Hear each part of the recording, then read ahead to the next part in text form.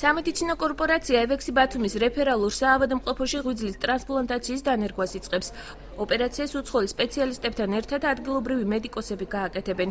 ბათუმის რეფერალურ საავადმყოფოში ერთი წელია ღვიძლის ქირურგიის განვითარების მიზნით თანამშრომელთა გადამზადება დაიწყო.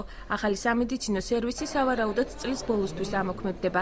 დღეს ბათუმის რეფერალურ ჰოსპიტალში თურქეთის მრავალპროფილური სამედიცინო ცენტრის კენტის წარმომადგენლებიც იმყოფებოდნენ.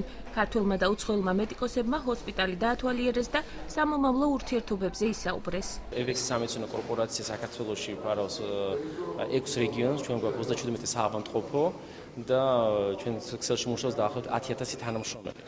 ძალიან მნიშვნელოვანია, რომ ეს ინოვაციური პროექტები, რომელიც ხორციელდება ჩვენი კორპორაციის მიხედვით, ეს პროექტები ხორციელდება ეტაპობრივად, ხორციელდება ბოლო თანამედროვე მეთოდების და გაიდანების მიხედვით და რა თქმა უნდა ჩვენ მუშაობთ და თანამშრომლობთ სხვადასხვა პარტნიორებთან, რომლებიც არიან საქართველოში და ასე ძირითადად საზღვარგარეთ.